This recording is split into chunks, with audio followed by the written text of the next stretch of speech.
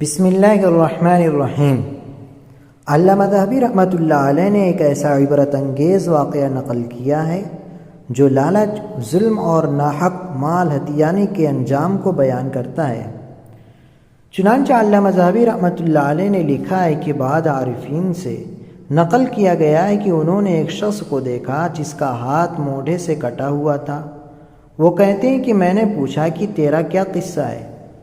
کہا کہ اے بھائی، بڑا عجیب قصہ ہے۔ وہ یہ کہ میں نے ایک آدمی کو دیکھا جس نے مچھلی شکار کر رکھی ہے جو مجھے پسند آ گئی۔ میں نے اس سے کہا کہ یہ مچھلی مجھے دے دے۔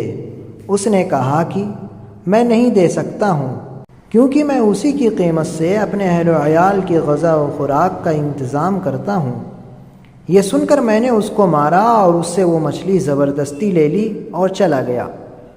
وہ کہتا ہے کہ میں اس کو اٹھا کر لے جا رہا تھا کہ اس مچھلی نے میرے انگوٹھے کو زور سے کاٹ لیا، جس سے میں نے بہت ہی درد محسوس کیا، حتیٰ کہ شدت تکلیف کی وجہ سے سو بھی نہ سکا اور میرا ہاتھ بھی سوج گیا۔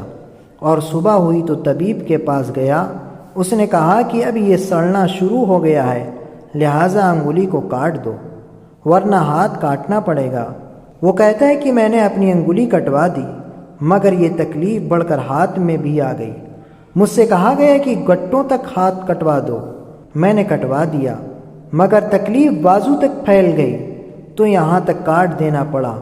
بعض لوگوں نے مجھ سے پوچھا کہ یہ تکلیف کس سبب سے پیدا ہوئی؟ میں نے مچھلی کا قصہ سنایا۔